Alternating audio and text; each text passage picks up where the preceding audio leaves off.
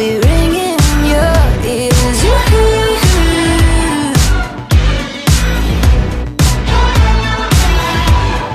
Bienvenido a cada uno de ustedes, ¿verdad? Estamos bien emocionados de tenerlos aquí, ¿verdad? Tantos enfermeros y enfermeras que tienen ese interés de obtener su licencia en Estados Unidos y convertirse en RN. Y entonces en el día de hoy, en esta clase, que es básicamente una introducción al NCLEX, nosotros lo que queremos enfocarnos aquí es básicamente en algo súper fundamental, y es poder conocer la anatomía, ¿verdad? La anatomía del NGN. NGN es Next Generation NCLEX, ¿ok? Y el dominio del juicio clínico. El Next Generation NCLEX entró en abril del 2023. Previamente, antes, cuando el NCLEX lo estaban ofreciendo previo al 2023, estaban ofreciéndolo con las preguntas que yo les digo SATA, ¿verdad? Los SATA, ¿verdad? Select All That Apply. Entonces, estas preguntas estaban diseñadas para que tú seleccionaras maybe de 1 hasta 5 opciones a la vez, para poder medir tu nivel de pensamiento crítico. Pero los board of nurses se estaban percatando que había muchas personas que dentro de los Select All That Apply estaban escogiendo respuestas que estaban correctas, y a lo mejor le faltaban una que otra que estaba correcta, o escogieron una que estaba mala, y entonces porque te faltaba una o que escogiera una mala, pues te la contaban mala completamente. Pues en el 2023 entró el NCLEX de próxima generación. Entonces, que fue un cambio para bien, porque ellos ahora dan puntos parciales. Puntos parciales en las preguntas que sean de selección múltiple, ¿verdad? Los Select All That Apply, pues ahora te dan puntos parciales. Vamos a suponer que tengamos un caso de un paciente con fallo cardíaco congestivo, para dar una condición. Y entonces básicamente dentro de las opciones te van a preguntar cuáles son las intervenciones de prioridad que tú vas a tomar para este paciente que está teniendo disnea, él está corto de aire. Entonces tú escoges, tal vez de 4 que había que escoger, tal vez escogiste 3, pero no sacaste ninguna mala. Eso te lo van a contar como una opción que está correcta, versus antes te penalizaban porque te faltaba uno. Pues ahora, por lo menos en ese aspecto, tenemos esos puntos parciales y podemos jugar ahí un poquito, y yo les explico más adelante cómo navegar eso. Ok, entonces aquí lo que vamos a hacer es que vamos a utilizar estas herramientas, porque tenemos que cambiar la mentalidad, ¿verdad? La manera de pensar para este examen. Muchos de nosotros contamos con mucho tiempo, ¿verdad?, de experiencia, y cuando uno está trabajando en el field, ya sea en hospital, en home care, en hospicio, en laboratorio, en oficina, ya sea cualquier escenario, cuando uno está en el field, uno desarrolla unas habilidades más avanzadas, ¿verdad? Unas habilidades más avanzadas, y entonces cuando nos topamos con el examen lo que quiere saber de ti es más básico, y a veces seleccionamos opciones un poquito más invasivas, que no es que están mal, están bien, porque estamos acostumbradas a hacer esto en el field todos los días, pero no es lo que se le requiere a un enfermero o una enfermera de nivel entry level, ¿verdad? Que es básicamente un enfermero recién graduado de la universidad. Entonces, porque básicamente el NCLEX es, vamos a decir, la reválida de Puerto Rico, pero la que se ofrece en Estados Unidos.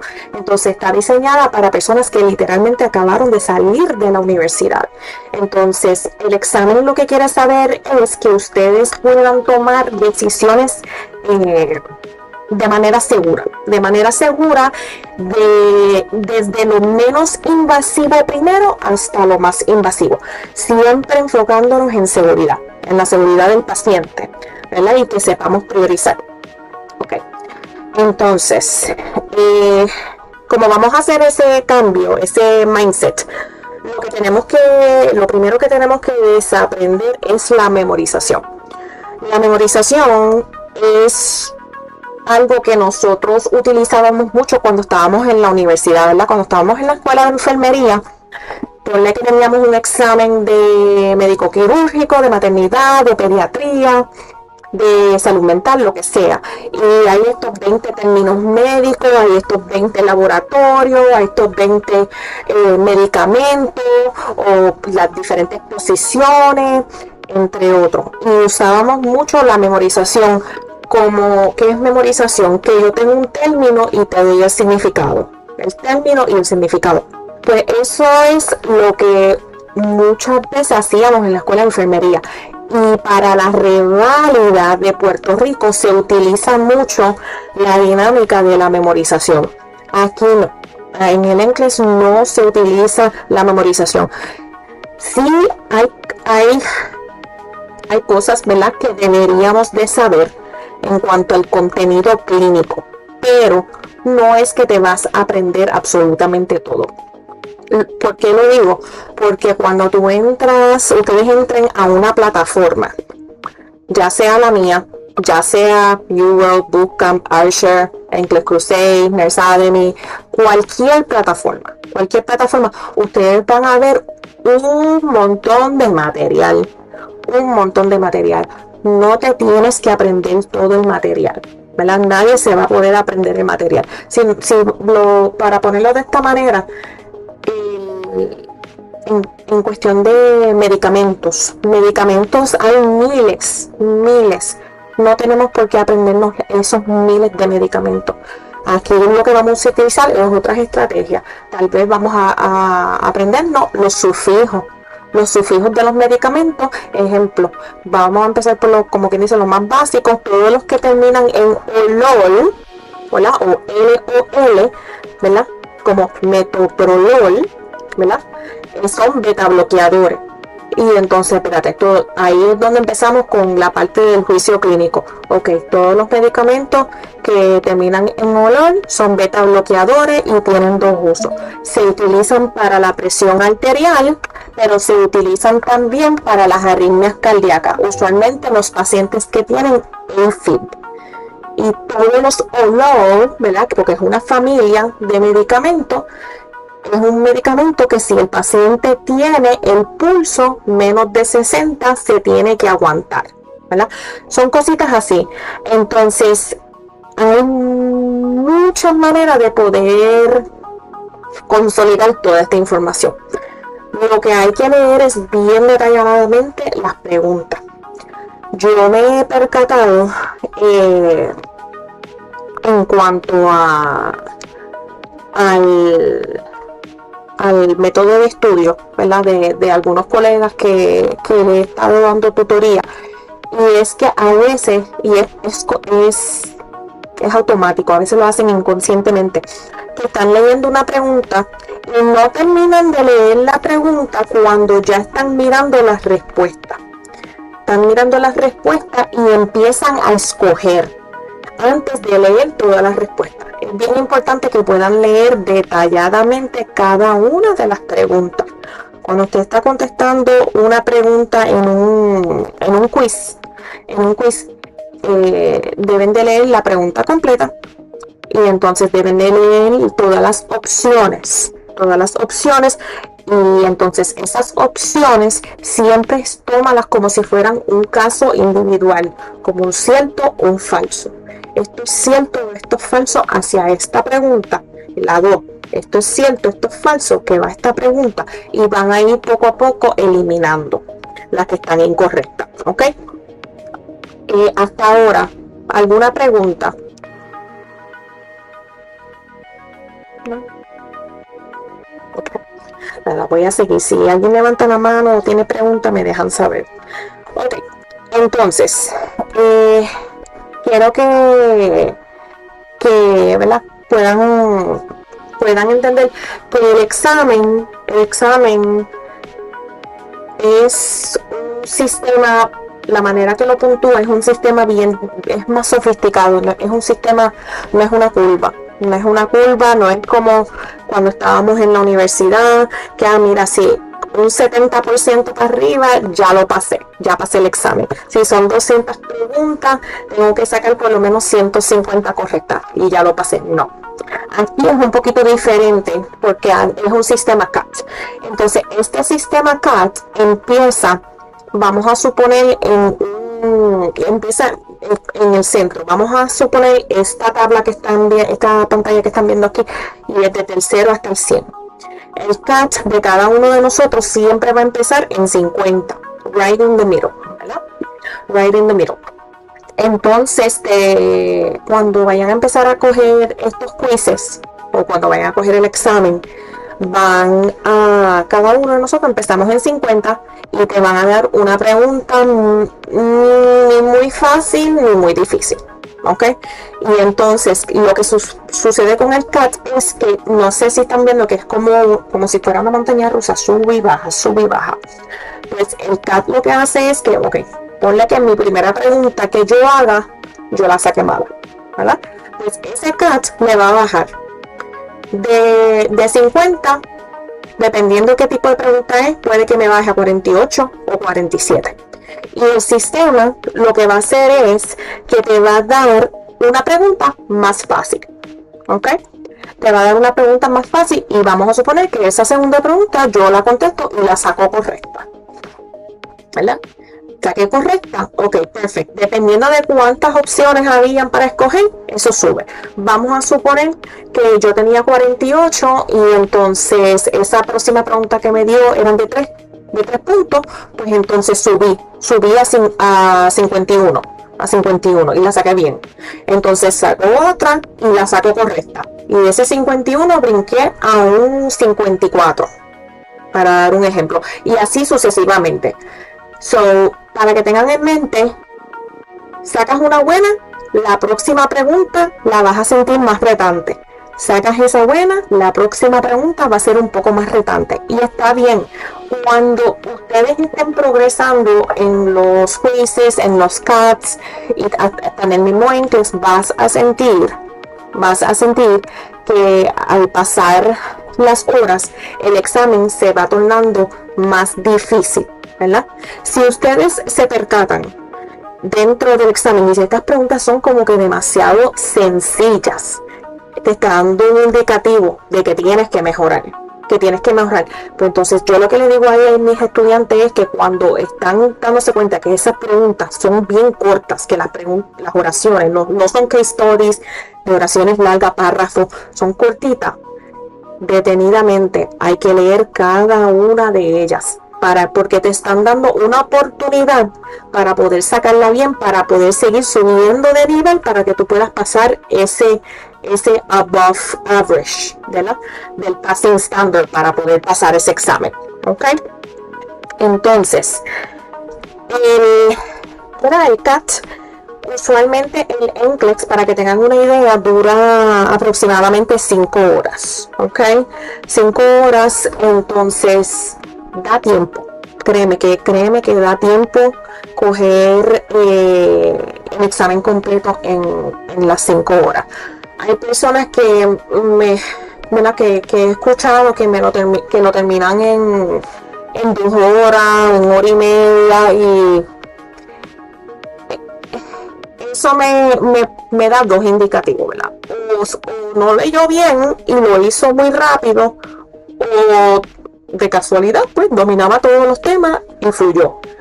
Pero yo prefiero que cojan todo el tiempo que necesiten para contestar cada una de estas preguntas. Por eso es que le dan 5 horas, no se les va a acabar el tiempo. Y si ese fuese el caso, ¿verdad? Porque hay escenarios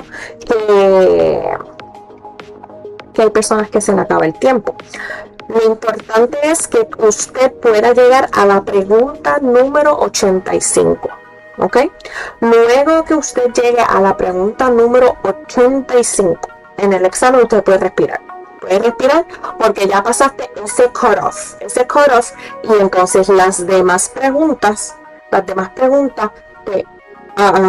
¿cómo te digo? Las demás preguntas, tómate un poquito más de tiempo para poder contestarlas. Usualmente Usualmente el pace que yo recomiendo es tal vez de 1 a 2 minutos leyendo la pregunta para que entonces pueda comprender a fondo. Ay, ¿qué pasó aquí? Ok, de 1 a 2 minutos para poder entender a fondo. Entonces,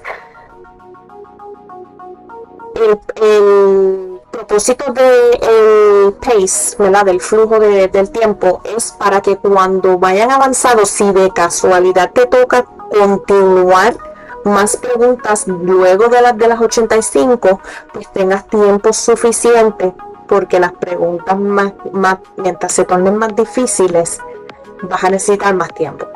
Y no digo porque yo pasé por esto. A mí al principio las preguntas, las primeras eran, en mi opinión, ¿verdad? Eran súper fáciles. Yo dije, yo hasta me estaba riendo y dije, este es el inglés. Y nada, seguí contestando, y como a la hora de estar contestando preguntas empezaron a apretar, las de próxima generación, que si los case study, que si los bow tie, que si los highlights empezaron a salir. Después del primer break, las preguntas se pusieron súper, en mi opinión, súper difíciles, y eran largas, eran párrafos. Pero lo bueno es que, ¿verdad?, que mantuve el pace de 1 a 2 minutos en las primeras, porque así me sobró más tiempo para dedicarle a las que eran súper difíciles. Y hay que jugar con ese tiempo, ¿verdad? Hay que ser bien estratégico. Ellos le van a dar dos momentos para poder tomar break. Usted decide si lo quiere coger o no. En mi opinión, ¿verdad? Como yo no lo cogí, ¿verdad? Yo no lo quise coger, y en mi opinión yo no lo recomiendo, pero el que lo necesite, porque tal vez necesita refrescarse, porque tiene ansiedad, that's fine. Lo único es que hay que estar bien pendiente, es que si uno toma un break, el primer break usualmente lo dan a las 2 horas y el segundo break como a las 3 horas y media. Si uno toma el break, el reloj no para, el reloj continúa. Que si usted va a salir y ir al baño, echarse agua en la cara, tomarse un poco de agua, el reloj va a seguir corriendo, ¿ok? Que hay que tener eso bien presente. Que usualmente es lo que yo les recomiendo a todos los que ya le hago gestoría y tutoría y todo esto. Les digo que traten de sacar el examen por la mañana, idealmente por la mañana, que descansen bien el día antes, que desayunen fuerte, cuestión de que cuando lleguen al centro estén bien, que no les dé bajón de azúcar, que no estén con sed, que estén bien y puedan rendir esas 5 horas, si es que te tocan las 5 horas completas. Y ya a la 1 de la tarde están fuera de ahí. Ok, hay algo que quiero mencionar en cuanto a los mitos de que las preguntas fáciles valen menos, y si usted llegó a las 150 preguntas, quiere decir que usted va a fallar. Y estos dos son mitos. Lo que sucede es que hay una presión en las redes sociales, que no quiero que tengan eso presente, que ustedes tienen que terminar el examen en 85 preguntas. Hay muchas personas en las redes sociales que dicen, ay, pasé el examen en 85 preguntas, lo pasé en 90, lo pasé en 100, y entonces no me gusta que crean esa normativa, porque le genera estrés a otras personas. Entonces llega el punto que hay colegas que se estresan mucho, entonces cuando pasan la 85 en el examen y notan que no se les apaga la computadora, y llegan a 100 y no se les apagan, pues se abruman y ya tienen en su mente, no lo voy a pasar, y no se enfocan bien. Puedes pasar con 85 con 100, con 110, con 120, no importa el número, tú puedes pasar con cualquiera. En mi caso, yo pasé con 150 preguntas. Yo tuve que coger las 5 horas completas. De hecho, cuando terminé, creo que me quedaban como 6 o 7 minutos en el reloj. Que yo las hice completas. Yo digo, nada, que sea lo que Dios quiera, pero me tomé mi tiempo detalladamente para leer cada una de esas preguntas y respuestas. ¿Okay? Las preguntas fáciles no valen menos, ¿verdad? El sistema lo que va a evaluar es que tomas decisiones seguras. Si es fácil, no tiene nada que ver. Lo que importa es que tú tomes una decisión que protege la vida del paciente. That's it. Porque eso es lo que importa del examen, es que protejas la vida del paciente. Ok. Hasta ahora, ¿alguna otra pregunta? No. Ok. Vamos aquí a lo que es el modelo de juicio clínico. Cuando ustedes van a contestar las preguntas, quiero que puedan hacer este orden de pasos al contestar sus preguntas, ¿verdad? Cuando estamos evaluando una pregunta o un caso de un paciente, lo primero que debemos de hacer es reconocer los signos y síntomas que está presentando el paciente, ¿verdad?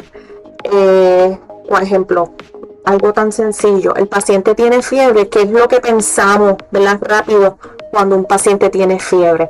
Una infección. Eso es ya analizar y qué vamos a priorizar dentro de esa fiebre, ¿ok? Y qué soluciones, qué acciones vamos a tomar para poder manejar esa fiebre. Y la última, cómo vamos a evaluar que ese progreso, que esas acciones que yo tomé están funcionando para mejorarle la calidad, ¿verdad? La salud al paciente. Siempre es bien importante tomar este orden, que nos sepamos los síntomas, ¿verdad? Los síntomas, que podamos analizar esos síntomas, que podemos priorizar. Ejemplo, si un paciente tiene fiebre, pero también está corto de aire, pues obviamente la fiebre puede aguantar, ¿verdad? Pero si está fatigado, si está corto de aire, no puede respirar bien, esa es la prioridad. Y eso es ejemplo de lo que el examen quiere de usted. El examen, en cuanto a priority, van a haber muchos escenarios que son casos prioritarios de airway, breathing y circulation, ¿verdad? De la vía aérea, de la respiración y de la circulación. Si tú tienes un paciente que tiene vamos a decir, asma y está teniendo un episodio, ¿verdad? Un episodio de asma, un ataque de asma, pero también tienes otro paciente que tiene edema en todas las extremidades, pues entonces hay que ver cuál es la prioridad. Ok, este paciente está activamente con un problema, el otro tiene edema, sin esa edema, ¿verdad? Si se convierte en una edema pulmonar, claro, va a desarrollar problemas respiratorios, pero no los tiene ahora mismo. La prioridad es el que está activamente sintomático, ¿verdad? Entonces vamos a priorizar, ¿verdad? De los pacientes que les van a dar, cuál es el que necesita mi ayuda en los próximos 5 minutos, ¿ok? Entonces de ahí van a poder sacar muchas respuestas correctas. Ok, entonces en cuanto a lo del Clinical Judgment Model, tenemos los 6 pasos. Está los primeros tres es que vamos a investigar y los otros 3 es que vamos a ejecutar. ¿Ok? Entonces, en los primeros, en recognize recognize cues, ¿verdad? Reconocer los síntomas. Aquí vamos a eliminar the noise, ¿verdad? The noise es como filtrar todos los distractores, ¿verdad? Cualquier cosa que no sea prioritaria lo vamos a eliminar. Hay veces que te van a decir, mira, tenemos 4 pacientes, entonces hay uno que está teniendo dolor de pecho, hay uno que está teniendo dolor en el abdomen, hay uno que tiene una fiebre de 104, de 101.4, y hay otro que tiene una traqueotomía que tal vez necesita unas pruebas de esputo.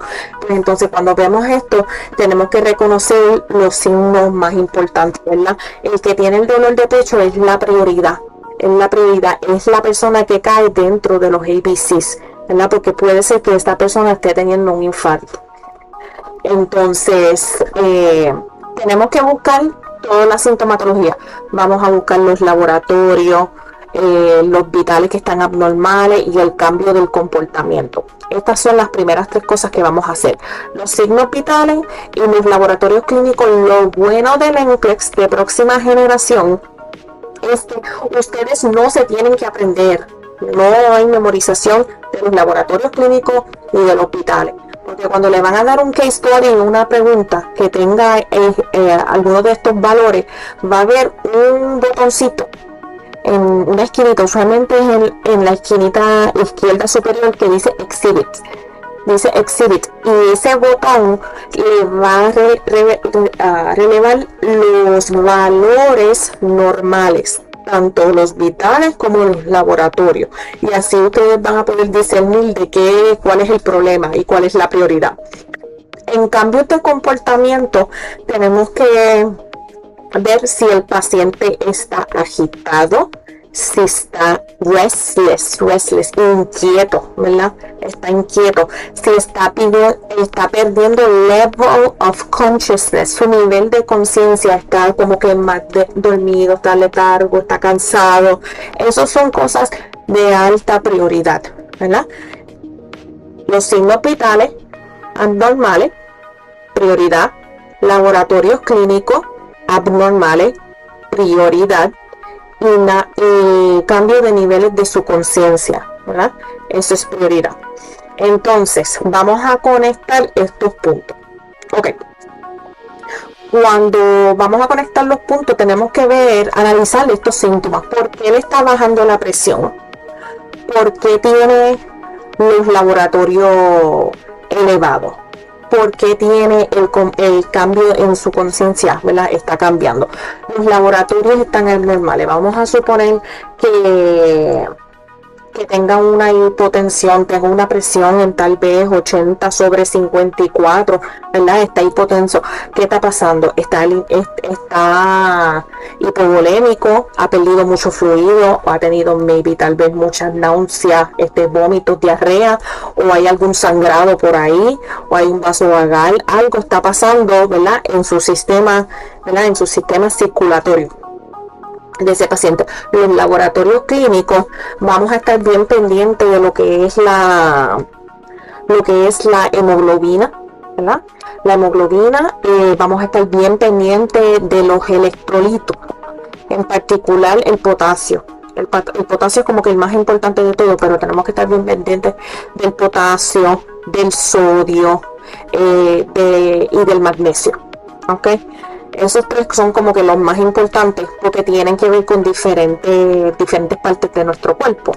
El potasio tiene que ver con el corazón, el sodio tiene que ver con el cerebro, y el magnesio es una combinación, pero también afecta los problemas neurológicos y musculoesqueletales. ¿Ok? Entonces, eso es lo que vamos a hacer. Vamos a analizar la causa de esos síntomas que están pasando. Entonces de ahí brincamos a la parte de priorizar, ¿verdad? ¿Qué es lo que amenaza la vida del paciente de manera inmediata? ¿Qué es lo peor que le puede pasar a este paciente en estos momentos? ¿Quién es básicamente el paciente, para decirlo sin literal, quién es el paciente que se me puede morir en los próximos 5 minutos? Yo teniendo estos datos, estos datos de estos hospitales, de estos laboratorios, de este nivel de conciencia, y el analizar estos síntomas o estos valores, que potencialmente puede pasar, cuál es la prioridad mía ahora mismo. ¿Ok? Entonces, aquí brincamos a la parte de la ejecución. En la ejecución tenemos que tener en mente, ¿verdad?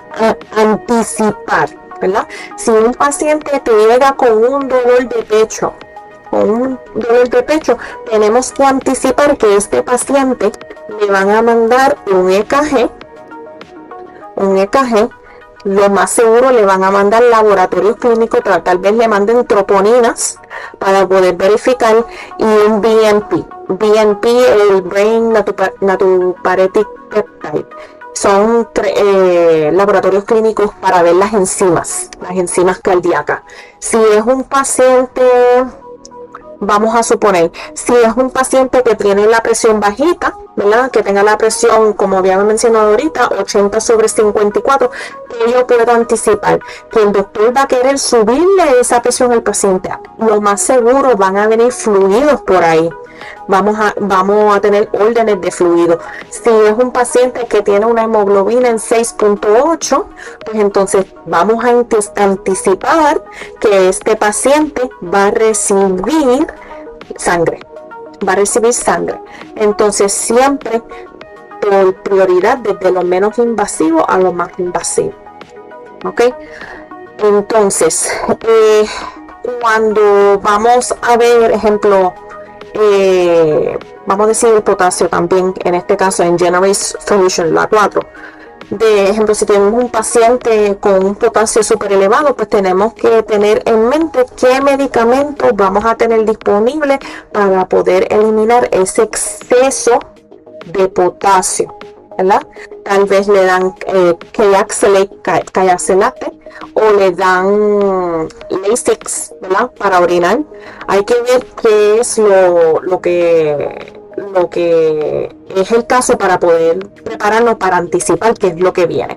Y usualmente, así mismo como estamos haciendo este orden de reconocer los síntomas, analizar los síntomas, priorizar la hipótesis, generar las soluciones, vamos a tomar la acción, ¿verdad? Vamos a tomar las acciones prioritarias. ¿Qué es lo primero que yo voy a hacer para ayudar a salvarle la vida a este paciente de manera segura?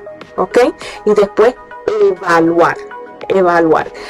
Usualmente cuando estén practicando, ¿verdad?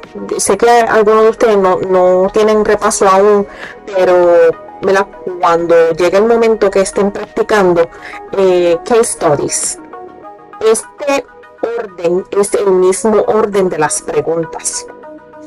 Le van a empezar con preguntas sencillas que van a ver la sintomatología, laboratorios alterados, signos vitales alterados, nivel de conciencia alterado. Entonces después vamos a tomar un análisis para poder ver que tal vez tiene una diabetes ketoacidósica, tal vez tiene sepsis, tal vez tiene una sobredosis de opioides. Hay que estar bien pendiente de esos síntomas y de lo que estamos viendo. Y entonces, como último, los evaluate outcomes. Usualmente la última pregunta en el case story, a veces le preguntan de verificar, ¿verdad?, cómo nosotros podemos identificar si el paciente mejoró, cómo podemos identificar si el paciente necesita más intervención porque empeoró, si el paciente están preparándolo para una alta, ¿verdad?, que necesitamos reforzar educación porque no entendió cómo va a tomarse sus medicamentos cuando se vaya para el hogar. Hay que estar bien pendiente de esas preguntas porque muchas veces preguntan cómo tú vas a poder identificar los síntomas de, ¿verdad?, que ese paciente está mejorando. A veces ponen statements como frases que puede decir el paciente y ahí tú tienes que identificar si el paciente necesita ser educado nuevamente o si entendió. ¿ok? Entonces usualmente este va a ser el ciclo que ustedes van a tomar cada vez que toman las preguntas. A la vez que ustedes vayan practicando, le van a coger el piso. Le van a coger el piso y van a poder entender todo esto de manera más fluida. Ok. El examen tiene diferentes componentes, ¿verdad? Dentro de los componentes, los más importantes, sí, como les digo, el examen, no hay un NCLEX igual para todo el mundo, porque estos bancos de preguntas del NCLEX tienen cientos de miles de preguntas, muchísimas. Ningún proveedor, ningún banco tiene todas las preguntas que ellos tienen. Ellos tienen un arsenal. Pero la manera de contestarlas y poder entenderla es la misma que acabamos de explicar. Ustedes siguen ese ritmo, van a contestar todas esas preguntas bien. Ok, dentro de las categorías tenemos aquí es safety, lo escribí mal. Es safety and effective care environment, y entonces aquí hay subcategorías, management of care and safety infection control. ¿Ok? Esta parte es bien importante porque aquí hablan mucho de priorización y de delegación. Cuando nosotros vamos a hacer una delegación a un estudiante, Dios mío, a un colega que sea de un rango menor, en este caso nosotros seríamos RN, ¿verdad? Los RN. Entonces nosotros podemos delegar a LPN y a UAP. UAP en Estados Unidos también se conoce como CNA, es un asistente de enfermería, que cuando es la U, lo que quiere decir es que no tienen licencia. No tienen licencia. Las únicas personas que tienen licencia son las personas que se sientan para una reválida, que ahí es el Registered Nurse y el Licensed Practical Nurse, ¿ok? Entonces, dentro de las tareas, nosotros como RN, dentro del examen, somos responsables de todo. Somos responsables de absolutamente todo, y la delegación debe ser mínima y de manera segura. Si nosotros le vamos a delegar a un LPN, un paciente, para que tengan un ejemplo, los LPN en Estados Unidos y en el NCLEX tienen funciones expandidas en comparación con los LPN de Puerto Rico. Es algo que quiero mencionar porque a veces no tenemos eso en consideración y podemos ver una de las respuestas. Mira, le vamos a asignar el paciente con COPD, que hay que darle las pastillas de prednisona, pero él está estable. Entonces, si nos ponemos en esa mentalidad del hospital, usualmente la enfermera LPN, la LPN en Puerto Rico no suministra ningún medicamento, pero en Estados Unidos tienen funciones expandidas. Pero aquí el punto clave es que le tenemos que dar pacientes a la LPN que ya están estables, ¿ok? Dentro de su condición, ¿verdad? Estable quiere decir que lleva más de 24 horas hospitalizado, que lleva más de 12 horas fuera de una sala de operaciones sin complicaciones, o que está ya en el proceso de prepararse para irse de alta. ¿Ok? Entonces, ejemplo, le puede dar a una LPN para pasar medicamentos orales a los pacientes que estén estables y que estén fuera de sala de emergencia, de sala de operaciones, más de 12 horas sin complicaciones o más de 24 horas hospitalizados. También, la LPN no hace assessment, no hace una evaluación clínica, la valoración, hace una reevaluación basado en la evaluación inicial de la RN. ¿Ok? Y en la educación igual. La educación, si tú tienes un paciente que están preparándolo para alta y hay que darle la educación se la da la RN. Si es para reforzar educación, la LPN. ¿Ok? Entonces UAP es lo más básico, que aquí nos vamos a enfocar en la parte de cambiar de posiciones, la higiene, la alimentación, ayudar a pacientes a ambular. Súper básico. Ejemplo, si te dan un escenario que puede suceder que tienes un paciente que está hipotenso, tiene la presión bajita, pero tienes un paciente de Alzheimer avanzado que está tratando de salirse de la cama y se te puede caer. Si se te cae, se le puede tener una fractura, pero tienes el paciente hipotenso. El paciente hipotenso es la prioridad, pero tú puedes asignar la UAP para que esté con el paciente de Alzheimer avanzado para prevenir esa caída, porque es algo que está dentro de su scope que ellos pueden trabajar. ¿Ok? Entonces tenemos aquí Health Promotion and Maintenance. Aquí es prevención, inmunizaciones, geriatría. Esta parte vienen preguntas, pero son más mínimas. Al igual de Psychosocial Integrity. En Psychosocial Integrity aquí se va a enfatizar más en lo que es la comunicación terapéutica. Comunicación terapéutica en todos los aspectos, ya sea porque el paciente tiene una condición de salud mental, o es un paciente que va a pasar por un procedimiento de cirugía mayor, ¿verdad? Un procedimiento súper invasivo y, ¿verdad? Mentalmente no se siente bien. Siempre vamos a validar los sentimientos del paciente. Siempre vamos a validar esos sentimientos, pero no le podemos prometer que todo va a estar bien. A veces, ¿verdad? Y eso es de la parte, ¿verdad?, empática de nosotros. No te preocupes, todo va a estar bien, todo va a salir bien en el nombre de Dios. Está perfecto en la vida real. Pero en el examen, por favor, no escojan eso.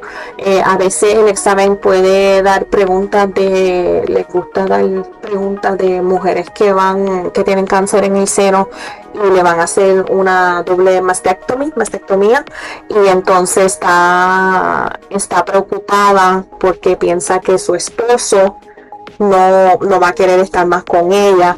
Y entonces aquí a veces dan opciones como que tu esposo te quiere mucho, no te preocupes por eso, todo va a estar bien. La otra opción, ¿cuál era? Otras personas han pasado por esto, todo va a salir bien. Y la última dice, ¿me puedes contar un poquito más de por qué te sientes de esta manera? Estás validando los sentimientos de esta persona, ¿ok? Siempre vamos a validar. Y entonces el área de Physiological Integrity, esta es la área más pesada en el examen, porque es donde vamos a estar pendiente de toda esa sintomatología, de esos laboratorios clínicos, de esos signos vitales alterados y del nivel de conciencia. Ahí es donde vamos a ver muchas cositas de prioridad, de medicamentos y casos de emergencia como tal. ¿Ok? Hasta ahora, pregunta. No, nadie tiene pregunta. Ok, nadie ha escrito nada en el chat. No, ok. Nada, voy a ver aquí rapidito un live, un clinical practice, para que tengan una idea más o menos, ¿verdad?, la dinámica de estas preguntas. Tenemos aquí en el perfil del paciente, tenemos aquí admitting diagnosis, 65-year-old male with a history of chronic heart failure, admitted to the telemetry unit. Tenemos un varón, ¿verdad?, un hombre de 65 años que tiene un historial de fallo cardíaco congestivo y lo acabaron de admitir a la unidad de telemetría. Tenemos aquí active orders, intravenous digoxin, entonces tiene el medicamento comercial entre paréntesis, en furosemide, Lasix, ¿ok? Le mandaron digoxina y Lasix, ¿ok? Entonces, vamos a ver aquí. Patient quote, el paciente dijo, ok, everything looks like it has yellow halos around it. And client also reports severe nausea. Ok, el paciente dice que todo lo que está alrededor de él parece que hay luces amarillas. ¿Ok? También el cliente reporta que tiene unas náuseas severas. Entonces miramos para el lado opuesto y vemos los signos vitales. Ok, el paciente tiene una presión de 102/56. Esa presión está bien, no es terrible. Tiene el ritmo cardíaco, está a 48 latidos por minuto. Usualmente el ritmo cardíaco es de 60 a 100. Y usted no se lo tiene que aprender porque en el examen va a haber un botoncito que va a decir Exhibit y ustedes van a ver, ejemplo, en este caso vas a ver la presión arterial, el ritmo cardíaco, la respiración, la temperatura. Van a ver cuando le den ese botoncito todos los valores normales de esas 4, ¿ok? Y de los laboratorios también. En este caso, este paciente tiene 48 latidos por minuto, respirando a 18 veces por minuto y la temperatura 98.6. Ok, dentro de los signos vitales, lo único que está abnormal ahora mismo es el ritmo cardíaco, ¿verdad? Los latidos. Entonces, y los laboratorios, que es el potasio o el K+, lo tienen 2.8, ¿ok? Que está por debajo de los niveles. Y cuando le den a ese botón Exhibit, lo van a ver, ¿ok? Usualmente los niveles de potasio normales son de 3.5 a 5, ¿verdad? Que está por debajo. Ok. Entonces, este paciente, aquí en cuanto a el modelo que estábamos explicando ahorita, es de la parte de detective, ¿verdad? Que vamos a reconocer los síntomas, analizarlo y ver cómo vamos a priorizar. Ok, ¿qué vamos a ver? El paciente tiene los latidos a 48, tiene bradicardia, ¿verdad? Esto está sucediendo porque tiene una hipocalemia severa, entonces tiene visual disturbances and GI distress. ¿Ok? Usualmente para el medicamento digoxina, cuando un paciente dice que está viendo luces, ya sea verdes o amarillas, eso es un signo tardío de toxicidad de la digoxina. Un signo temprano es náusea, pero ya él sí tiene las náuseas, pero también tiene los visual disturbances. Okay, entonces sabemos que en este caso este paciente tiene una toxicidad de digoxina, por eso está sus vitales y sus laboratorios alterados. ¿Qué pasa? Si nos dejamos llevar aquí en órdenes activas, él tiene una orden de digoxina, que aquí la prioridad es que vamos a aguantar esa digoxina, no se la vamos a dar, porque si le damos la digoxina, lo que va a pasar son varias cosas. El pulso lo tiene bajito, le va a dar arritmias cardíacas, y entonces la digoxina tiende a bajar el potasio. ¿Ok? Tiende a bajar el potasio y entonces ¿qué va a pasar? Cuando el potasio está demasiado bajito y hay arritmias cardíacas, un arresto puede venir. ¿Ok?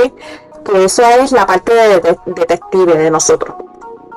Dentro de lo que nosotros vamos a hacer en el clinical judgment, en la parte de la ejecución, es que vamos a aguantar ese medicamento, ¿verdad? Vamos a aguantar ese medicamento porque no se lo podemos dar porque ya tiene toxicidad.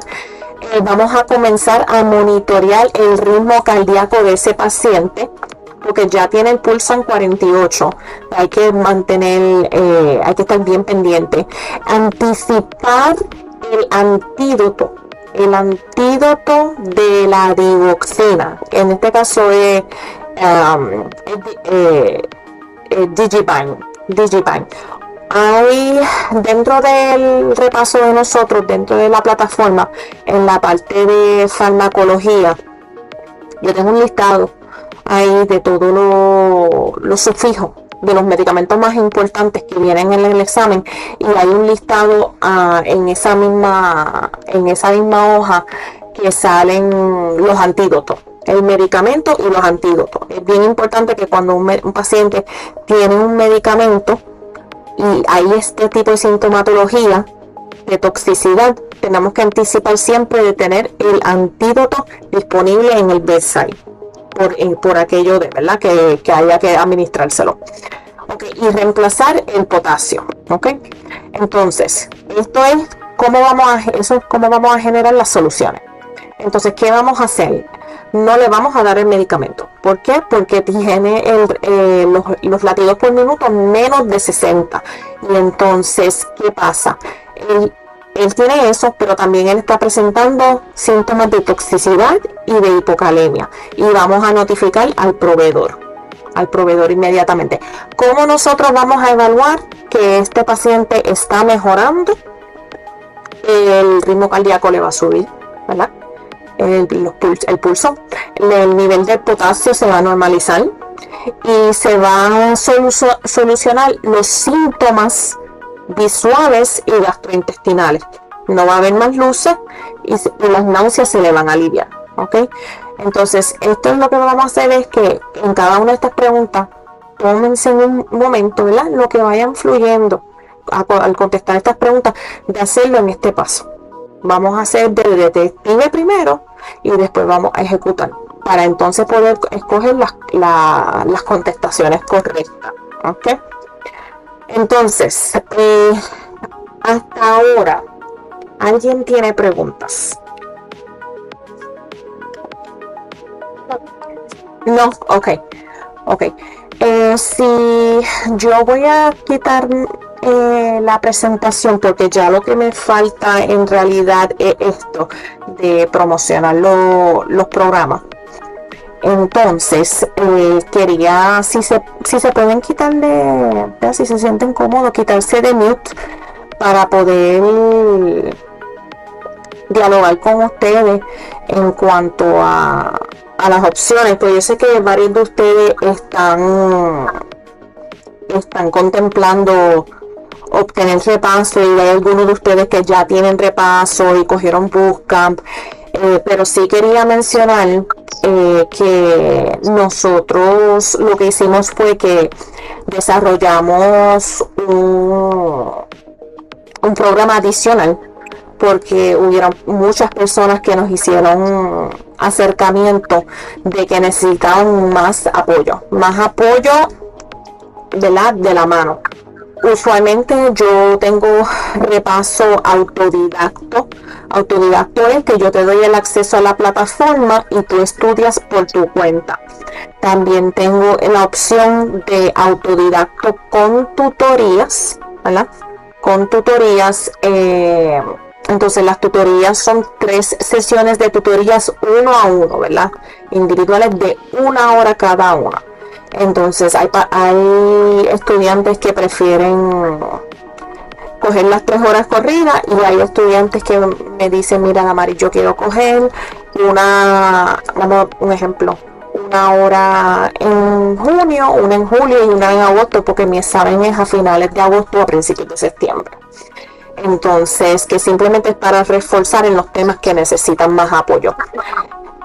Tenemos el bootcamp. El bootcamp es de 8 horas. El bootcamp es intenso porque tenemos mucho contenido que cubrir de alto rendimiento que en realidad viene en el examen. Luego del bootcamp de las 8 horas, sí tienen un grupo de apoyo por WhatsApp. Usualmente semanalmente yo trato de enviar más material, hago preguntas, a ver cómo van fluyendo. Yo estoy bien pendiente en la plataforma también cómo va el progreso de cada uno. Tengo aquí a Alesh Mairi. Sí, Alesh Mairi. Hola, sí, cuéntame. Mi pregunta es, porque obviamente para el repaso de aquí de Puerto Rico, yo lo que estudié fueron como 3 meses fue lo que yo estudié. Uh-huh. Y para mí fue pues suficiente para yo poderlo pasar. ¿Qué tú recomiendas para los que queramos escoger el programa de autodidacta? ¿Cuánto tiempo nos recomendarías usted de cuánto deberíamos de estudiar? Mira, yo tengo, todo depende de cuánto tiempo tú tengas disponible para poder estudiar. Usualmente yo doy 6 meses de acceso. 6 meses de acceso a la plataforma y 6 meses es suficiente para serte, ¿verdad? Para serte honesta. Hay personas que lo dominan en 3 meses, pero es porque están un poquito más de lleno, pero todo depende de las circunstancias, ¿verdad? Hay personas que tienen niños pequeños y, ¿verdad? Tienen que cuidar de su familia, entonces necesitan un poquito más de tiempo. Por eso es que yo doy 6 meses en vez de solamente 3. El programa autodidacto está en orden, comienza con las estrategias. Entonces la dinámica que van a ver es módulo quiz hasta lo último. Entonces, entre medio de cada capítulo grande, como tal ejemplo, de las estrategias como tal, después del capítulo grande de las estrategias vas a ver un examen CAT para ir probando a ver cómo tú estás dominando esas estrategias y después brincas para el próximo capítulo. Sí, que lo que nos están brindando a la misma vez también nos corrige si estamos haciendo las cosas mal. Exacto. Entonces, ese es el autodidacto, ¿verdad? Si necesitan tutorías, pues entonces ahí sería el de 400. Y el bootcamp es de 8 horas. Y es un día completo. Pero están en el grupo de WhatsApp. Siempre van a estar en el grupo de WhatsApp. Yo siempre los tengo. Si son de bootcamp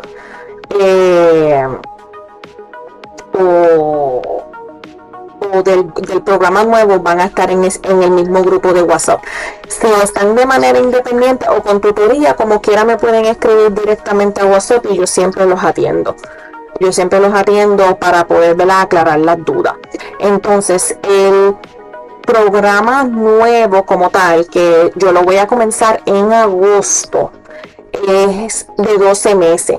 Entonces, este programa es más bien diseñado para una persona que necesita que vayamos literalmente de la mano semana tras semana. Hay personas que necesitan ese accountability, que estemos bien pendientes a su progreso.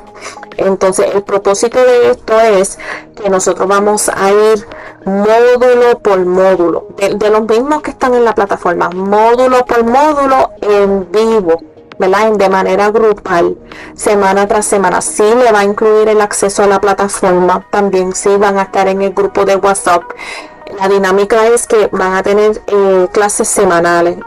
Tenemos contemplado que va a ser los miércoles de 7 a 8:30. Entonces sería una clase mensual. Para que tengan una idea, la dinámica va a ser una clase de estrategias, una clase de contenido clínico y 2 de preguntas, que vamos a sentarnos ahí a contestar juntos preguntas de ese tópico y de esas estrategias para que vayan dominando. Y entonces, ¿verdad?, ustedes, cuando después de la clase, ustedes van y cogen el módulo, cogen los quizzes y retomamos la semana de arriba con otro tema de estrategia y otro tema de contenido, y así vamos sucesivamente hasta que culmine el programa. Este programa es de 12 meses el acceso, pero entonces la manera como yo voy a hacer este programa es como la universidad. Voy a ofrecerle, para comenzar en agosto hasta diciembre, semanal. Les doy un break por las navidades. Volvemos en enero. Déjame ver por aquí que me pasó la cámara, que la cámara como que se me apagó. Volvemos en enero, y de enero a mayo, pero van a tener el acceso completo por los 12 meses. ¿ok? Entonces esa inversión es el programa. El programa tiene costo, ¿verdad?, de $200, y entonces la inversión para las clases, para que puedan estar en esas clases semanales, son de $150 mensuales. Lo único es que es un programa, nuevamente, como cada persona es, yo digo que cada persona es individual. Cada persona es individual. Hay personas que cogen el piso más rápido y hay personas que necesitan más apoyo. Y quiero apoyarlos a todos por igual. Así que por eso yo no comprometo a nadie que se quede los 12 meses.